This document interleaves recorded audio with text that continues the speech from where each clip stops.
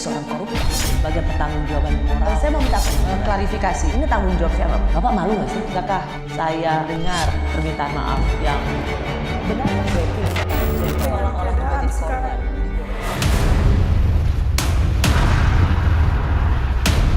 Assalamualaikum. Waalaikumsalam. Pak sehat Pak. Terima kasih Pak Menteri.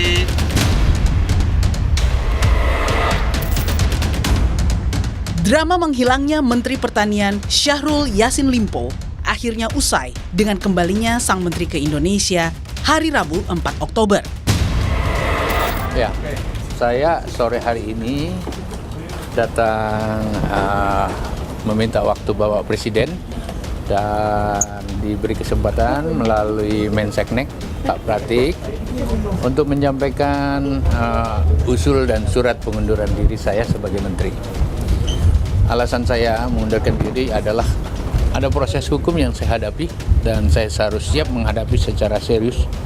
Saya orang Bugis Makassar dan rasanya harga diri jauh lebih tinggi daripada pangkat maupun jabatan. Dan saya berharap nasihat-nasihat orang tua saya, nasihat budaya saya dari sana, kalau berani berbuat harus berani tanggung jawab. Dan saya siap bertanggung jawab. Sebelumnya, tidak ada penjelasan dari KPK perihal status hukum Menteri Syahrul. Mantan Gubernur Sulawesi Selatan ini baru diketahui sudah resmi tersangka sejak 26 September 2023 usai beredar surat KPK ke Presiden Jokowi dan bocoran dari Menko Polhukam Mahfud MD.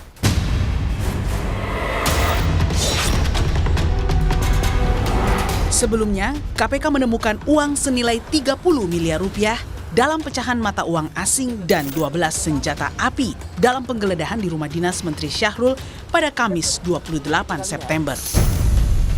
Penggeledahan ini merupakan pengembangan kasus dugaan pemerasan jabatan, gratifikasi, hingga pencucian uang di lingkungan Kementerian Pertanian. Selain temuan barang bukti, KPK menyebut ada pihak yang berusaha menghancurkan sejumlah dokumen. Imbasnya, mantan juru bicara dan penyidik KPK, Febri Diansyah dan rekannya Rasa Mala Aritonang dipanggil KPK. Jadi yang dikonfirmasi adalah draft pendapat hukum. Nyataan jubir KPK tentang penggeledahan di Kementan tentang adanya orang-orang yang mencoba menghancurkan dokumen, itu perlu kami tegaskan tidak ada kaitannya dengan hal tersebut. Desas-desus Menteri Pertanian terjerat korupsi semakin menguat sejak Syahrul Yassin Limpo diperiksa KPK pada 19 Juni lalu. KPK juga telah meminta keterangan 49 pejabat dan ASN di Kementerian Pertanian. Hari ini saya memenuhi panggilan itu secara baik. Dan alhamdulillah panggilan ini sudah jalan. Dan saya sudah diperiksa secara profesional, saya terima kasih. Dan saya tetap akan kompromi, akan kooperatif, kapanpun dibutuhkan saya siap.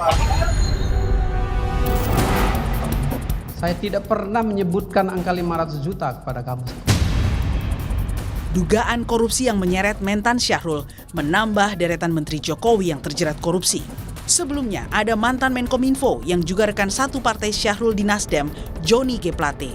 Ia kini terdakwa kasus korupsi BTS 4G Kominfo yang merugikan negara 8,3 triliun rupiah. Kamu ngarang. Juga keterlibatan Menpora Dito Aryo Tejo dalam korupsi BTS Kominfo. Dito disebut-sebut menerima 27 miliar rupiah untuk melancarkan proyek tersebut. 27 M. Sama siapa? Pada saat itu saya tahunya namanya Dito saja. Dito apa Pak? Dito itu macam-macam. Belakangan saya ketahui namanya Dito Aryo Tejo.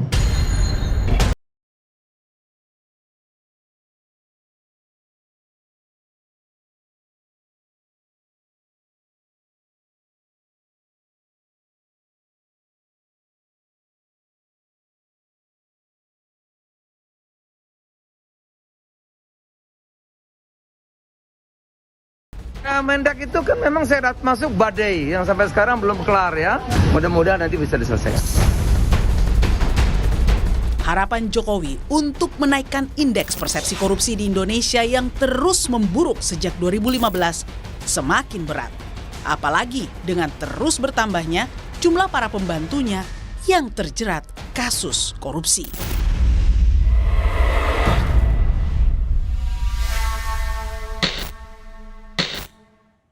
Saya sudah bersama advokat senior Profesor Todung Mulya Lubis. Bang Mulya, terima kasih sudah di Rosi. Selamat malam Bang Mulya. Terima kasih Rosi, sudah mengundang saya. Bang Mulya, akhirnya Menteri Pertanian yang sudah mengundurkan diri malam hari ini saat kita bicara, 5 Oktober, sempat menghilang tapi kemudian sudah kembali ke tanah air.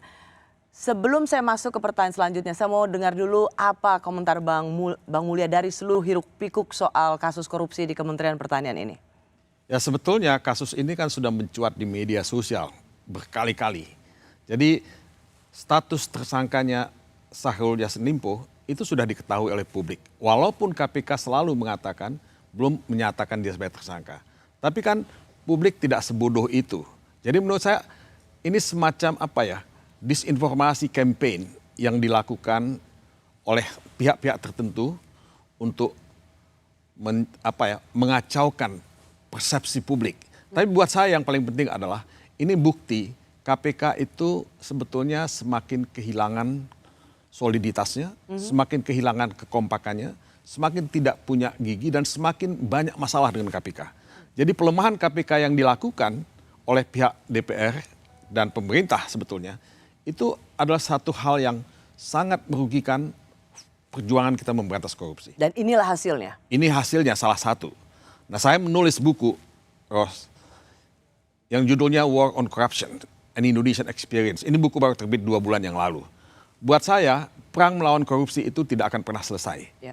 Dan semakin sulit untuk perang melawan korupsi sekarang ini dalam kondisi yang sekarang ini. Di Indonesia. Di Indonesia. Bang Mulya, yang menarik adalah hari ini, hari Kamis, 5 Oktober, semalam Menteri Pertanian sudah pulang. Dan pertama yang kali ditemuin adalah Ketua Umum Nasdem. Lalu kemudian hari ini alih-alih dipanggil KPK, tapi justru mendatangi Polda Metro Jaya. Kenapa KPK justru seperti diam? Apa yang Bang Mulya baca dari ini? Ya kalau kita percaya bahwa KPK itu lembaga extraordinary yang memberantas korupsi, dan dia sudah melakukan penggeledahan dan sudah menemukan alat-alat bukti, dan kalau KPK juga sudah tanggal 26 September seperti yang dikatakan tadi, menetapkan yang bersangkutan sebagai tersangka, seharusnya ketika dia turun dari pesawat, dia sudah harus diciduk oleh KPK. Karena dia sudah dinyatakan sebagai tersangka dan sudah punya alat bukti. Begitu landing harusnya KPK sudah menciduk. Menurut saya itu yang mesti dilakukan. Kalau kita betul-betul fight melawan korupsi. Nah ini war on corruption itu tidak pernah jalan dengan sungguh-sungguh. Jadi ini perang setengah hati melawan korupsi. Ini yang terjadi. Kalau kita lihat setelah penetapan korupsi yang seperti disembunyikan oleh KPK, agenda hari ini dari menteri yang dikabarkan hilang kontak, itu justru bertemu dengan Ketua Umum Nasdem, lalu pamitan ke Kementerian Pertanian, dan justru datang ke Polda Metro Jaya. KPK ini memang tidak siap dengan penetapan tersangka seorang Menteri Pertanian, atau memang ada yang belum selesai dalam hal ini disembunyikan oleh KPK? Ya ini sekali lagi membuktikan bahwa KPK itu tidak solid, tidak kompak. Ya kalau misalnya sudah ada semacam pernyataan yang menetapkan dia sebagai tersangka, ya sebetulnya tidak ada alasan buat KPK untuk tidak melakukan tindakan yang tegas. Tapi apakah saya salah kalau saya mengatakan dalam tubuh KPK ada semacam obstruction of justice? Dalam tubuh KPK dalam tubuh KPK, ya karena kan sudah ada surat yang diedarkan sebetulnya. Dan Menko Polhukam Mahfud sendiri sudah mengatakan bahwa dia tahu Menteri Pertanian sudah dinyatakan sebagai tersangka. Ya saya punya pertanyaan yang sangat sulit untuk saya jawab. Kok bisa-bisanya ada semacam obstruction of justice dalam tubuh KPK itu sendiri? Nah ini satu hal yang sangat serius. Presiden mesti memberikan perhatian yang sungguh-sungguh terhadap hal ini. Karena apa yang menjadi taruhan kita adalah trust terhadap KPK. Kredibilitas KPK yang semakin lama semakin nol, mendekati angka nol. Bang Mulya, sebelum sampai ke situ, di mana Anda lihat bahwa ada obstruction of justice atau penghalang-halangan keadilan, penegakan hukum di dalam tubuh KPK sendiri? Berarti kan ada kriminal di dalam tubuh KPK.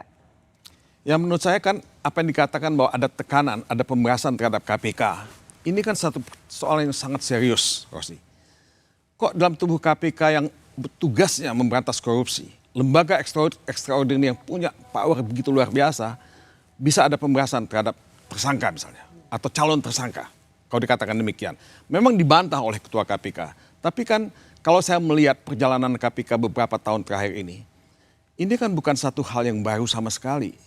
Ketua KPK sudah berapa kali gitu diisukan ya bertemu dengan tersangka, diisukan macam-macam. Dan sudah pernah juga diperiksa. Dan ada komisioner lain. Ya, ada yang komisioner lain juga dan sudah menghilangkan diperiksa oleh Dewan handphone. Pengawas. Nah, memang tidak ada pelanggaran kode etik yang disimpulkan oleh Dewan Pengawas, tapi kan publik punya hak untuk curiga. What is going on gitu? Ada apa yang salah dengan Ketua KPK?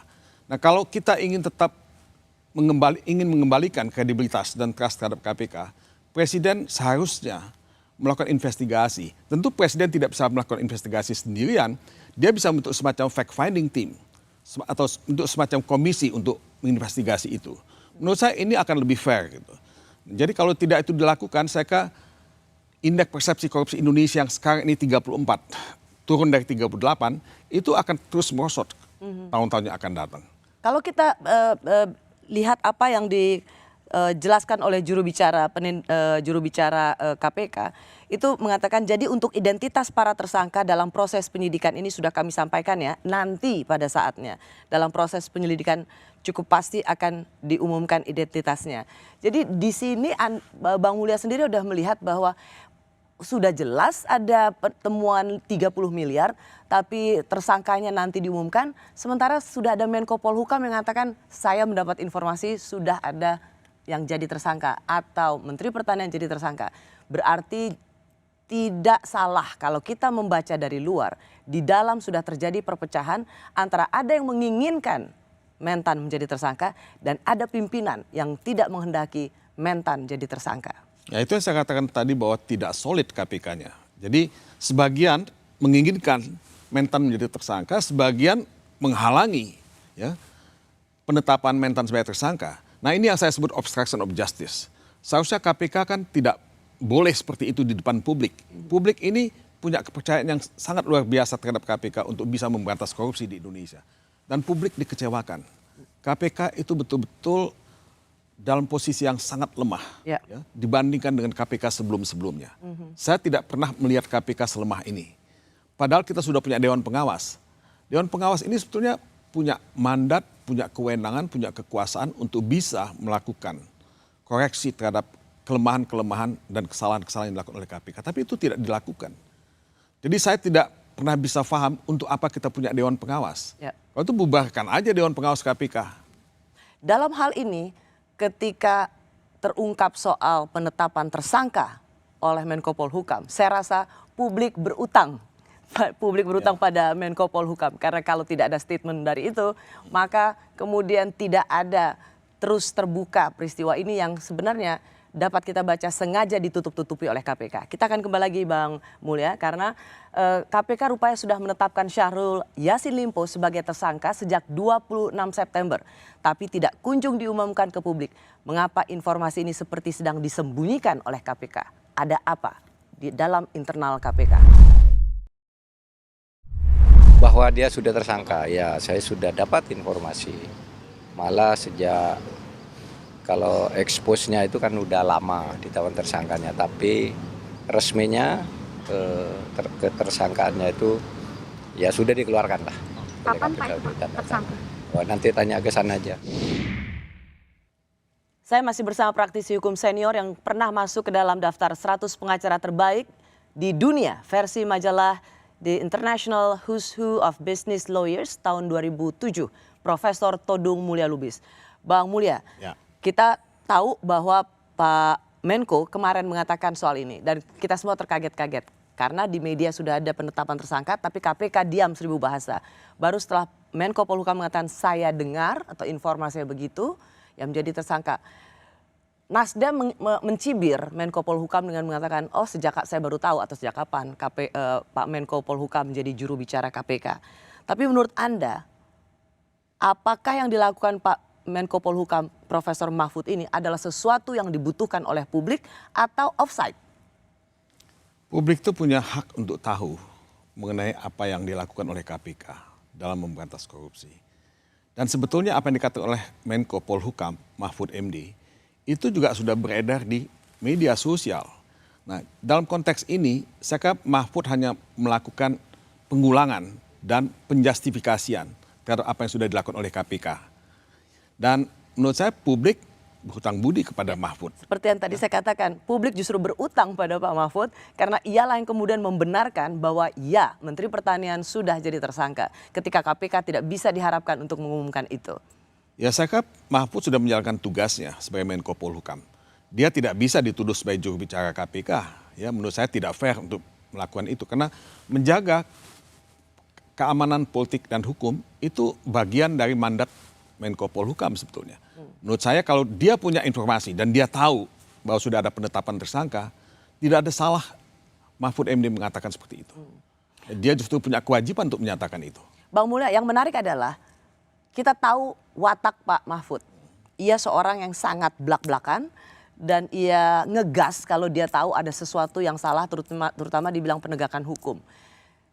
Apakah Anda bisa membaca bahwa kenapa Pak Mahfud ini sengaja membocorkan atau sengaja membuka soal penetapan tersangka ini karena memang melihat ada sesuatu yang lagi ditahan-tahan oleh KPK. Ada sesuatu, sekali lagi saya harus katakan terminologi, ada yang lagi disembunyikan oleh KPK. Ya, saya kenal Mahfud cukup lama dan saya tahu memang dia orang yang sangat konsekuen. Ya. Kadang-kadang dia terlalu cepat untuk menyatakan sesuatu, tapi menurut saya dalam banyak hal dia punya insting yang sangat bagus ya untuk meluruskan keadaan, untuk fight melawan korupsi, untuk menegakkan konstitusi dan sebagainya. Nah, kenapa dia melakukan itu sekarang dengan sangat terbuka kepada publik? Ya, kalau ada yang mengatakan bahwa dia mencium ada upaya untuk menutup-nutupi, saya kira sih tidak ada yang salah dengan kecurigaan semacam itu. Karena tadi dinyatakan penetapan tersangka itu sudah dilakukan tanggal 26 September. Tapi setelah itu kan tidak ada apa-apa. Presiden sudah mendapat pemberitahuan katanya. Ini dari media-media sosial diumumkan. Kita akan bisa kasih lihat nanti suratnya dan tanggal jadi pengirimannya. Kalau fakta-fakta ini sudah diketahui dan disiarkan di media sosial, menurut saya publik punya hak untuk bertanya, ada apa dengan KPK? Apakah KPK menyembunyikan sesuatu? Ya, Bang Mulya, kalau kita lihat di layar, ini adalah surat yang dikirimkan oleh pimpinan KPK ke Presiden Republik Indonesia. Dan di situ ditandatangani oleh Wakil Ketua KPK Nurul Gufron. Isi dari surat itu kira-kira memberitahukan kepada Presiden bahwa Menteri Pertanian Bapak Yassin Limpo itu sudah ditetapkan sebagai tersangka tanggal 26 September. Baru kemudian ada penggeledahan di rumah Menteri Pertanian dan kita temukanlah skandal 30 miliar. Artinya kan udah lama banget 26 miliar presiden saja udah dikasih tahu. Lalu kenapa publik tidak dikasih tahu? Nah, pertanyaan saya Bang Mulya, yang menandatangani adalah Wakil Ketua KPK. Apakah ini lazim, wajar?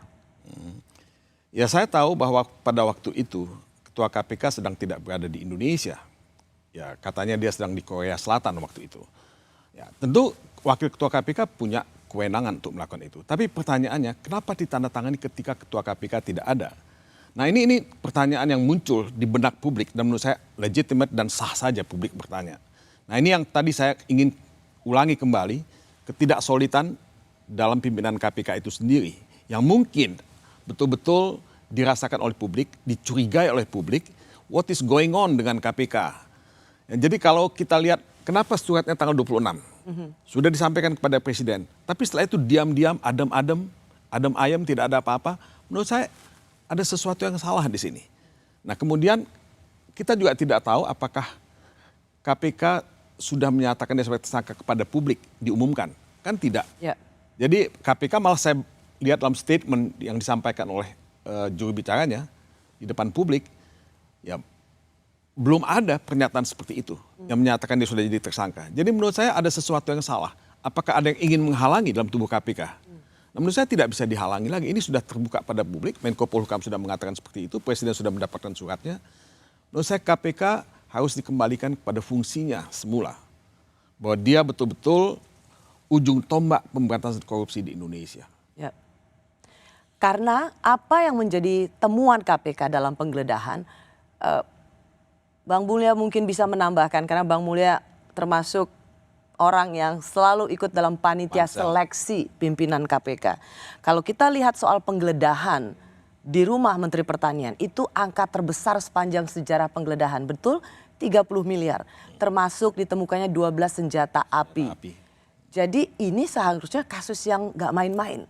Begitu ada penggeledahan, apakah memang KPK bisa dong ya langsung menetapkan, meskipun apakah KPK terlalu takut kalau orangnya tidak ada di tanah air sehingga takut terburu-buru menetapkan sebagai tersangka? Apakah dengan penggeledahan itu sudah bisa langsung KPK umumkan sebagai tersangka? Ada angka 30 miliar cash di rumah Menteri Pertanian. Ya, persyaratan dalam hukum itu kan kalau KPK sudah punya alat bukti yang cukup kuat, ya, 2 alat bukti minimal. Dia sudah punya alasan hukum dan dasar hukum untuk menyatakan seseorang sebagai tersangka. Oh, buktinya 26 September sudah dilaporkan pada Presiden. 26 September sudah bukan penetapan sebagai tersangka. Ya, dilaporkan ke Presiden. Dilaporkan pada Presiden tanggal 29 kalau saya tidak salah. Ya. Nah, itu kan sudah, ini kita udah bulan Oktober deh, Rosi. Nah, menurut saya sudah diketahui oleh publik, ya, dan sudah punya dasar hukum yang sangat kuat KPK untuk ya menetapkan dia sebagai tersangka. Dan tadi saya sudah mengatakan bahwa loh, kalau sudah seperti itu, ketika dia turun dari pesawat, dia sudah bisa ditangkap oleh KPK. Kenapa KPK tidak melakukan itu? Ya. Nah, ini saya juga tidak mengerti kenapa KPK begitu lamban dan begitu ya seperti gamang dalam menghadapi kasus semacam ini. Orang kemudian berspekulasi karena sekarang KPK sudah menjadi ASN, apakah pengumuman itu harus menunggu lampu hijau dari istana? Saya kira sih, setahu saya tidak perlu menunggu lampu hijau dari istana, tapi kan sudah etikanya sudah disampaikan kepada Presiden. Sebuah surat yang menyatakan bahwa Mentan dinyatakan sebagai tersangka. Kalau itu sudah dilakukan, KPK tidak perlu menunggu lampu hijau dari Presiden dong. Yang memang kalau kita mau kembali ke soal Menteri Pertanian yang hari ini Kamis 5 Oktober sudah memberikan konferensi pers, sudah menghadap Mensesnek untuk mengundurkan diri, 30 miliar tunai dengan 12 senjata api. Ini sebuah skandal yang luar biasa besar. Tetapi kemudian yang juga disayangkan ada kasus lain, yaitu dugaan pemerasan yang dilakukan oleh pimpinan KPK. Saya ingin coba Bang Mulya menjelaskan dulu. Kalau KPK menemukan 30 miliar cash, dan ini adalah sejarah terbesar dalam penggeledahan KPK, itu biasanya muaranya dari apa? Karena KPK mengatakan 1, jual beli jabatan, gratifikasi, dan TPPU. Pengalaman pemberantasan korupsi itu biasanya apa muaranya?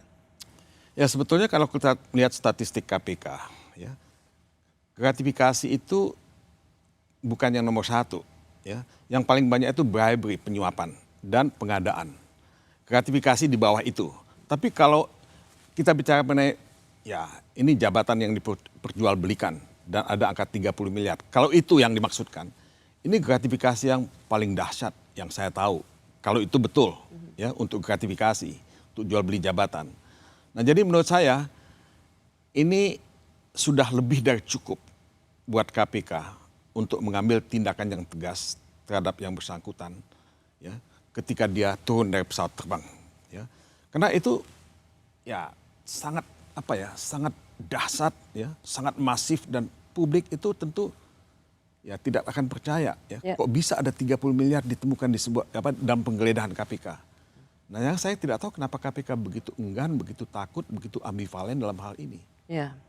Sehingga dugaan adanya pemerasan oleh pimpinan KPK menjadi suara-suara keras juga, mengingat respons yang diberikan oleh KPK terhadap 30 miliar ini kok adem ayem, tidak meresponsnya sebagai sebuah perkara yang extraordinary. Kita akan bahas ini Bang Mulya karena Menko Polhukam sekali lagi Profesor Mahfud MD sampai harus membocorkan soal status tersangka Yassin Limpo yang tak kunjung diumumkan KPK.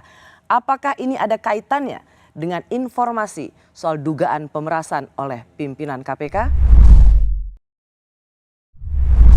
Salah satu yang saya selesaikan hari ini adalah mendatangi atau diminta oleh Kapolda Jaya untuk menyampaikan keterangan-keterangan yang terkait dengan hal-hal yang dilaporkan oleh masyarakat berkait dengan adanya hal-hal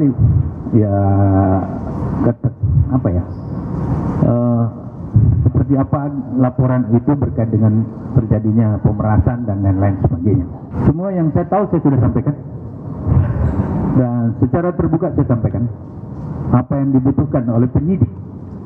Dia dihadapi oleh banyak banget tadi dan prosesnya berlangsung cukup panjang, hampir 3 jam gitu. Saya capek banget, sebentar saya baru pulang.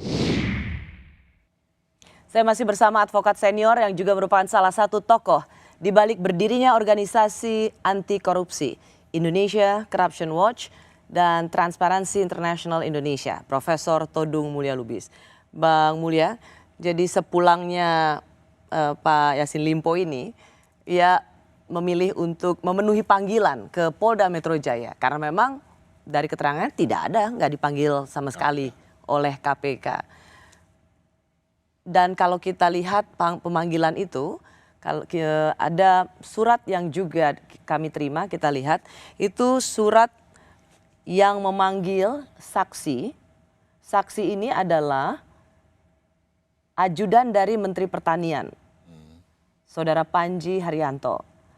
Dan kemudian lalu ada driver atau supir dari Menteri Pertanian atau waktu itu sebagai Menteri Pertanian. Apa kasusnya? Sebagai saksi atas dugaan pemerasan oleh pimpinan KPK. Itu di bulan Agustus. Berarti kalau ada laporan soal pemerasan yang dilakukan oleh pimpinan KPK dan Polda Metro Jaya melakukan pemanggilan pada saksi, yaitu ajudan dan driver atau supir dari Menteri Pertanian, artinya kasus itu memang sedang diselidiki oleh polisi. Nah, pertanyaan saya adalah, ini kalau benar ini serius didalami oleh Polda Metro Jaya, ini juga satu skandal besar yang dilakukan oleh pimpinan KPK memeras seorang calon tersangka supaya tidak dijadikan tersangka. Tuduhan terhadap pimpinan KPK yang melakukan pemerasan memang sudah dibantah oleh ketua KPK itu sendiri. Tapi kan tuduhan itu sendiri didengar oleh publik, diketahui oleh publik. Dan tuduhan itu tidak bisa didiamkan. Kalau sudah ada 2 orang yang diperiksa oleh kepolisian Metro Jaya yang ditengarai mengetahui ya, ada pemerasan seperti itu. Ya. Menurut saya ini ketua KPK yang paling banyak masalah. Saya tidak pernah menemukan ketua KPK sebelum ketua KPK yang sekarang yang punya masalah seperti ini. Dan ini kan bukan masalah satu-satunya yang dihadapi, karena sebelumnya sudah ada pemeriksaan dari Dewan Pengawas. Jadi menurut saya kredibilitas wibawa KPK dipertaruhkan dengan isu pemerasan semacam ini. Dan ini mesti dibongkar dengan tuntas. Karena kalau saksi yang diperiksa untuk kasus dugaan pemerasan oleh pimpinan KPK dan yang diperiksa itu adalah supirnya Menteri Pertanian, ajudannya Menteri Pertanian, Menteri Pertanian yang sedang kena kasus, itu ya berarti yang diperas adalah Menteri Pertanian dong ya. Makanya nggak heran lama banget dijadiin tersangka. Ya logikanya seperti itu. Bahwa ya di rumah Mentan sendiri ditemukan uang 30 miliar. Itu juga satu jumlah yang luar biasa gitu. Dan itu juga tidak bisa dibiarkan. Ya. Tapi kan pertanyaannya, kenapa KPK tidak memanggil ya, Mentan ketika dia kembali? Ya. Ini juga satu pertanyaan yang sulit untuk difahami. Ya.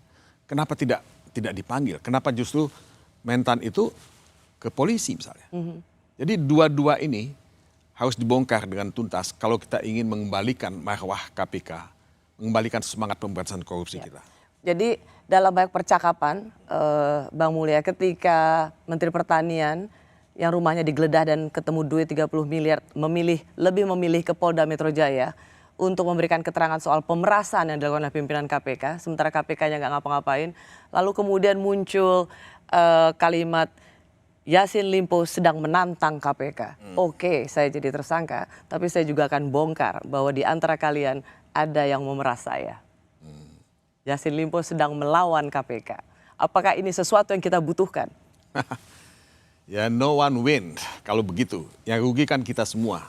Tapi menurut saya kedua-duanya mesti dibongkar. Dua-duanya harus dibongkar. Dua-duanya harus dibongkar. Jadi tidak bisa ada impunitas dalam kedua kasus ini. Nah, saya melihat Dewan Pengawas ya yang semakin tidak berdaya menghadapi pimpinan KPK. Menurut saya dengan asas praduga tidak bersalah yang kita tetap hormati, tidak ada salahnya kalau Presiden turun tangan membenahi KPK. Saya dulu pernah diangkat oleh Presiden SBY ketika ada kasus Cicak versus Buaya. Ya, ketika 2 komisioner KPK ditahan oleh pihak kepolisian untuk melakukan investigasi dan fact finding. Nah, ini kasus yang sangat serius. Kalau pimpinan KPK walaupun dia sudah membantah dituduh melakukan pemerasan, apalagi pemerasan itu ditengarai dilakukan ya terhadap seseorang yang ya sekarang menjadi tersangka ya untuk kasus gratifikasi, pencucian uang dan sebagainya itu. Menurut saya ini Presiden bisa membentuk semacam tim kecil untuk melakukan investigasi. Karena saya harus menanyakan ini juga pada Bang Mulya. Karena kami mendapat informasi bahwa sebenarnya KPK sendiri sudah menemukan atau memeriksa orang yang mengatakan mengantar uang untuk pimpinan KPK. Nah, tetapi bagaimana mungkin di antara para penyidik KPK atau pimpinan KPK menyelidiki diri sendiri? Gimana mau menuntaskan kasus pemerasan pada pimpinan KPK? Ya justru itu Rosi ya. Apakah pertanyaan jadi gini, apakah perlu adanya tim gabungan untuk melanjuti pemeriksaan atau dugaan pemerasan yang dilakukan oleh KPK? Karena dianggap nggak mungkin penyidik KPK menyelidiki pimpinannya sendiri. Penyidik KPK nggak mungkin menginterogasi pimpinannya sendiri. Ya, KPK tidak mungkin melakukan itu terhadap pimpinannya. Dan kalau dikatakan bahwa tim gabungan diperlukan, itu juga tim gabungan antara siapa? Antara KPK dengan pihak kepolisian. Apakah mereka juga mampu melakukan itu? Kalau saya lebih cenderung, ya dibentuk aja satu tim yang lebih independen. Tim independen yang diangkat oleh Presiden dengan mandat yang jelas. Tapi kan ini pro justisia Bang Mulya. Kalau pro justisia kan nggak bisa. Ya memang itu bukan pro justisia, tapi kan hasilnya. Ini kan kita bicara mengenai transparansi dan akuntabilitas publik. Ya, bahwa nanti diberikan kepada pihak kepolisian ya, untuk ditindaklanjuti, pihak kepolisian bisa melakukan follow up untuk itu. Apakah ini juga karena kita melihat respons dari Polda Metro Jaya yang juga diam seribu bahasa tentang kasus dugaan pemerasan oleh pimpinan KPK. Sampai hari ini kita tidak mendengar apapun penjelasan dari Polda Metro Jaya soal itu. Ya ini teka-teki yang ya Polda Metro Jaya mesti jawab sekarang ini ya. Tapi menurut saya ini mencurigakan, melukai rasa keadilan publik. Ya. Kenapa Polda Metro Jaya tidak melakukan sesuatu? Kenapa pihak KPK juga tidak melakukan sesuatu? Ada 2 hal yang ya sama-sama besar, sama-sama extraordinary yang tidak bisa dilepaskan begitu saja. Tidak boleh ada impunitas dalam 2 kasus ini. Ya. Nah saya ingin sebetulnya kembali appeal kepada Presiden. Kalau Presiden ingin betul-betul meninggalkan legacy buat Indonesia dalam memberantas korupsi, kembalikanlah KPK dan fungsikan KPK seperti dulu sebagai ujung tombak pemberantasan korupsi. Ya. Tapi kalau kepemimpinan KPK tidak solid dan ada ya indikasi ya tidak kompak malah obstruction of justice kalau saya boleh menggunakan istilah itu, menurut saya sih Presiden punya kewajiban untuk melakukan investigasi. Kalau perlu melakukan satu tindakan yang lebih tegas terhadap pimpinan KPK kalau hasil investigasi itu betul-betul membuktikan ada pemerasan. Ya. Karena kemudian menjadi pertanyaan publik. Ada skandal tentang uang tunai 30 miliar di rumah Menteri Pertanian.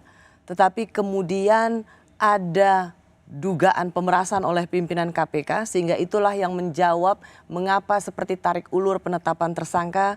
Mengapa yang menandatangani wakil ketua pimpinan KPK. masih punya legitimasi nggak KPK ini menangani kasus 30 miliar Menteri Pertanian? Ya, publik sudah lama kehilangan trust terhadap KPK sebetulnya. Ya, trust itu semakin menipis dari hari ke hari. Dan menurut saya KPK tetap punya legalitas karena dia didirikan berdasarkan undang-undang. Jadi kalau ditanyakan apakah masih punya legalitas, masih. Tapi apakah dia punya trust dari publik, ya trustnya sudah semakin menipis. Ya. Siapa yang harus diselidiki dulu? Mencari siapa yang memeras tersangka Yassin Limpo yang dilakukan oleh pimpinan KPK atau 30M-nya dulu? Mana yang harus lebih didahulukan atau diprioritaskan? Ya, dua-duanya mesti diprioritaskan. Pimpinan KPK itu pimpinan dari satu lembaga ekstraordinari yang memberantas korupsi. Bagaimana KPK bisa cepat menuntaskan kasus 30 miliar kalau ada dugaan pemerasan oleh pimpinan KPK? Kasihan penyidik dan komisioner lain, orang baik di dalam sana. Ya memang, apakah kalau masih ada orang baik, saya percaya masih ada orang baik. Apakah penyidik punya keberanian atau tidak? Apakah akan ada intervensi terhadap penyidik? Ini pertanyaan-pertanyaan praktis yang akan dihadapi pada tingkat penyidikan. Tapi apakah kita tidak percaya bahwa ada ya pihak-pihak dalam tubuh KPK yang juga ingin melakukan penyidikan dan pembersihan total dalam KPK misalnya? Mungkin tidak 100% total. Nah, ketika Wakil Ketua KPK menandatangani surat penetapan tersangka, sebetulnya kita melihat ada satu harapan di sana. Bahwa KPK ingin menuntaskan kasus ya dugaan korupsi yang dilakukan oleh Mentan. Nah, tapi kan tidak segampang itu ternyata. Ada pimpinan yang lain yang mungkin ya tidak sepaham dengan itu. Tapi menurut saya, maka ditunggu pada saat sedang kalau lagi di Korea. presiden ya ingin melakukan sesuatu dan ada tudingan terhadap pimpinan KPK yang melakukan pembahasan, pimpinan KPK sekarang mesti nonaktif untuk sementara. Selama investigasi ya penyelidikan itu dilakukan. Oke. Ya. Dan itu sumbernya adalah Polda Metro Jaya. Siapa yang dilaporkan dengan karena kita belum tahu pimpinan KPK. Nah, itu harus dikejar siapa yang dituduhkan melakukan pemerasan pada Yassin Limpo supaya tidak dinaikkan statusnya sebagai tersangka dan dia harus nonaktif sebagai pimpinan KPK. Ya sebetulnya sih yang saya tahu adalah Ketua KPK sudah membuat bantahan bahwa ada pemerasan yang dilakukan oleh pimpinan KPK terhadap Yassin Limpo. Ya, paling tidak itu indikasi ya yang bisa kita baca ya, di media ya atau di televisi misalnya. Jadi ya dia mesti diinvestigasi. Ya. Bantahan dia kan tentu dia akan pasti membantah ya. Tapi kan kalau sudah ada 2 orang yang diperiksa oleh di kepolisian Metro Jaya, menurut saya kan ada ada awal ya pembuktian yang bisa dilakukan di sini. Ya. Awal tahun lalu Presiden Jokowi merespon serius anjloknya indeks persepsi korupsi Indonesia. Belakangan sejumlah menteri Jokowi justru terjerat kasus korupsi. Pemerintah tidak akan campur tangan terhadap penegakan hukum dan aparat penegak hukum harus profesional dan sesuai dengan hukum yang berlaku. Pemerintah mengikuti secara cermat beberapa survei sebagai bahan masukan untuk perbaikan, antara lain Indeks Demokrasi Indonesia, Indeks Persepsi Korupsi, Indeks Negara Hukum, Global Competitiveness Index, dan Indeks Persepsi Korupsi yang menjadi masukan bagi pemerintah dan juga bagi aparat penegak hukum untuk memperbaiki diri. Masih bersama saya advokat senior Profesor Todung Mulya Lubis. Ia adalah orang ketiga Indonesia yang meraih penghargaan bergengsi Haas Award dari University of California, Berkeley karena memberi kontribusi istimewa pada negaranya. Bang Mulya, pada bulan Februari Presiden langsung merespons cepat. Kenapa? Karena ada hasil indeks persepsi korupsi terendah sejak tahun 2015. Jadi respons berupa konferensi pers itu dilakukan oleh Presiden itu kira-kira bulan Februari, jadi bisa dibilang sekitar 8 bulan lalu. Tetapi per bulan ini kalau kita lihat ada Kominfo yang terjerat korupsi, lalu juga ada Mentan, ada penyebutan nama seorang menteri yang dengan uang sebesar 27 miliar, dan kemudian juga ada soal impor gula, maka Kejaksaan melakukan penggeledahan di kantor Kementerian Perdagangan. Apa yang Anda lihat dari politik pemberantasan korupsi di pemerintahan Jokowi? Saya khawatir bahwa indeks persepsi korupsi Indonesia akan lebih jelek lagi. Kalau kita melakukan survei, ya, seperti yang dilakukan oleh Transparency International. Nah, politik pemberantasan korupsi kita ini sudah mulai melemah ketika Undang-Undang KPK itu diamendmen, direvisi ya pada beberapa waktu yang lalu. Kewenangan KPK semakin dipreteli, ya. Dewan pengawas dibentuk tapi Dewan pengawasnya ompong, tidak fungsional, ya, tidak punya gigi, dan pimpinan KPK tidak sesolid dan setangguh KPK sebelumnya. Nah, yang saya lihat juga ada rivalitas antara sesama penegak hukum. Saya bicara mengenai KPK, kepolisian, dan kejaksaan. Padahal ketiga lembaga penegak hukum ini kan seharusnya punya sinergi, bekerja sama. Kalau kita ingin mendapatkan hasil pemberantasan korupsi yang optimal.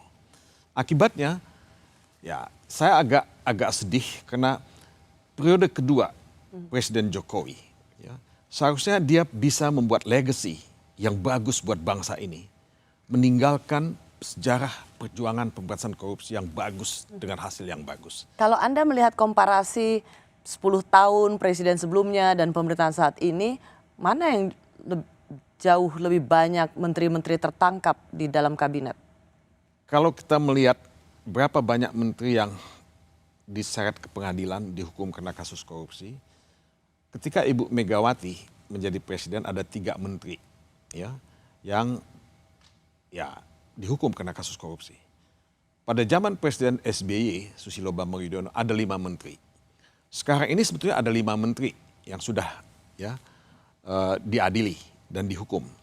Nah, kalau Yassin Limpo, ya, yang sekarang sudah dinyatakan tersangka, kemudian diadili dan dihukum, nah Jokowi melebihi prestasi yang dicapai oleh Presiden Susilo Bambang Yudhoyono. Tapi ini satir loh, satir sekali. Melebihi apa yang dicapai oleh Presiden SBY, yaitu mencetak menterinya terkena kasus korupsi. Saya bicara fact.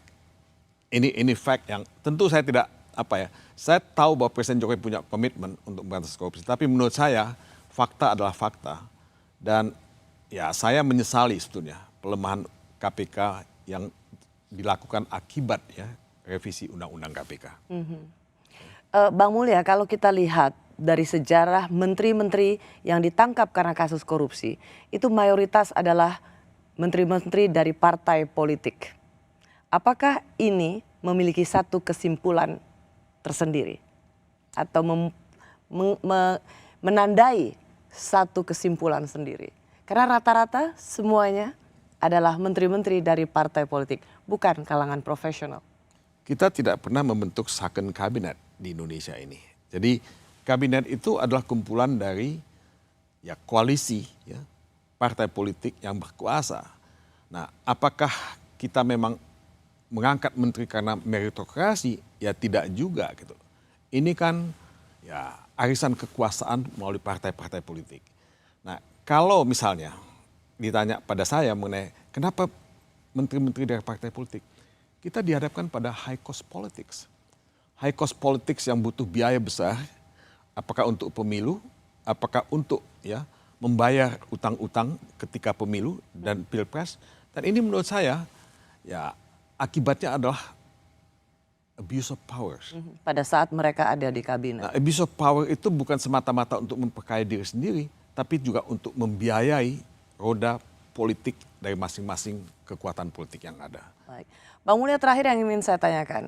Kasus 30 miliar ini ditemukan di rumah menteri adalah sebuah kasus atau skandal besar yang luar biasa. Itu pasti dolarnya dolar Singapura. Dolar Amerika. Dolar Amerika. Dan kemudian tetapi sekali lagi saya katakan skandal ini juga mengiring bersamaan dengan skandal pemerasan yang dilakukan oleh pimpinan KPK. Kalau kita tidak mau kehilangan marwah KPK, supaya tetap berwibawa di hadapan publik terlepas dengan segala kelemahannya. Dan begitu juga Polda Metro Jaya yang kita harap transparan menginformasikan tentang perkembangan kasus ini. Tapi dari sisi Presiden Jokowi, apa yang Anda harapkan dilakukan oleh Presiden Jokowi? Ya, Presiden Jokowi akan menjadi presiden sampai Oktober 2024. Masih ada waktu untuk membenahi KPK. Masih ada waktu untuk membangun kembali trust ya, publik terhadap pemberantasan korupsi di Indonesia. Nah, pemberantasan korupsi itu kan tidak hanya dilakukan oleh KPK sendirian. Pihak kepolisian juga melakukan hal yang sama. Pihak Kejaksaan Agung juga melakukan hal yang sama.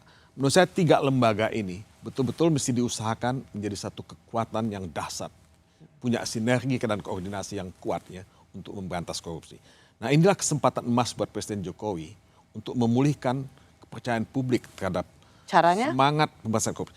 Ya menurut saya Presiden itu ya bisa ya meminta ya memanggil satu-satu pimpinan lembaga-lembaga penegak hukum ini untuk bersinergi satu dengan yang lain. Dan kalau misalnya ada kasus-kasus yang menimpa pimpinan organisasi lembaga hukum ya lembaga pemberantasan korupsi ini, Presiden tidak boleh juga ya tidak tegas ya. Menurut saya Presiden harus mengambil tindakan yang tegas. Kalau tadi disebutkan ada tudingan pemerasan, menurut saya itu tidak boleh didiamkan. Dan ini menyangkut KPK misalnya. Siapapun itu pimpinan KPK yang disebutkan di situ, menurut saya Presiden harus mengambil tindakan yang tegas. Yaitu paling tidak menonaktifkan. Paling tidak menonaktifkan yang bersangkutan. Supaya kasus ini ini dapat diinvestigasi secara sampai tuntas sampai selesai, dan kalau misalnya yang bersangkutan memang bersalah, ya, ada bukti-bukti yang mesti diproses secara hukum dan dipertanggungjawabkan secara hukum. Dengan cara itulah paling tidak bisa memulihkan nama baik KPK. Paling tidak bisa memulihkan nama baik KPK walaupun ya belum tentu nama baik KPK bisa dipulihkan dengan kondisi seperti sekarang ini. Baik. Bang Mulya, saya terima kasih Bang Mulya sudah hadir di studio Menara Kompas di acara Rossi, dan besok Anda akan terbang juga ke Norwegia. Terima kasih, saya orang pertama yang Anda berikan buku ini yang terbit di Melbourne University Press. Melbourne University Press. Terima kasih Bang Mulya. Terima kasih, sama-sama. Selamat terbang ke Norwegia. Terima kasih. Saya Rusiana Silalahi, terima kasih sudah menyaksikan program Rossi. Tetaplah di Kompas TV, independen, terpercaya. Sampai jumpa Kamis depan.